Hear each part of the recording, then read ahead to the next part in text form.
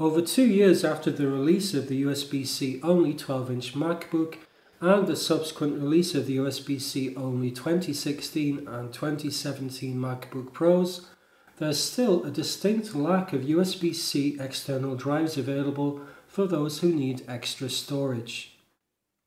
One of the few USB-C drives that is actually available to buy is this, Lacie's Porsche Design P9227, which is available in sizes of 1TB, 2TB and 4TB.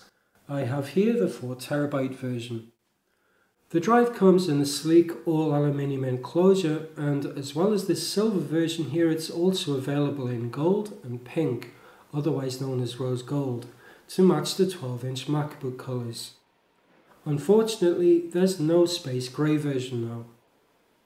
The drive uses a USB 3.1 Gen 1 interface with a maximum theoretical throughput of 5 gigabits per second.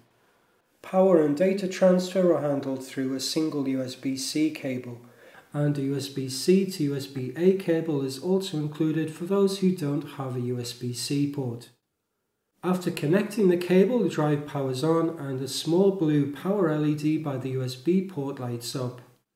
This LED also acts as an access indicator, but it's made redundant by the fact that Lacie inexplicably chose to put it on the back of the drive where you can't see it.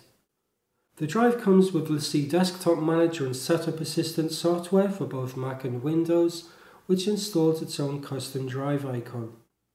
I tested the drive on a 2017 15-inch MacBook Pro using Blackmagic Disk Speed Test. Read and write speeds were only around 70 megabytes per second, making this the slowest external drive I've ever tested.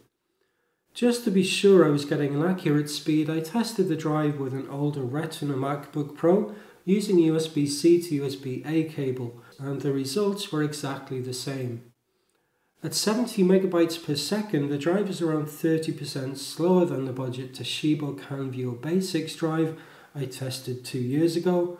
It's also slower than the Seagate expansion drive I tested around the same time, and it's even slower than the 4-year-old HGST Toro drive I reviewed in 2013. The poor performance isn't the only problem with this drive.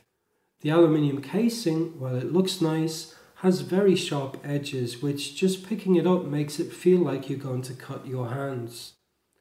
These sharp edges go all the way around the top and bottom of the drive and have a tendency to scratch anything they come into contact with. This makes the drive very inconvenient to travel with. Even during the course of this review, just lightly moving the drive around on my desk left visible marks. This was an obvious case of aesthetics over practicality. Overall then, the poor performance along with the questionable design decisions makes this drive very difficult to recommend. While it looks nice on a desk, it's impractical for travelling, and competing drives like the G Technology G drive provide much faster performance. That's it for this video. Thanks for watching.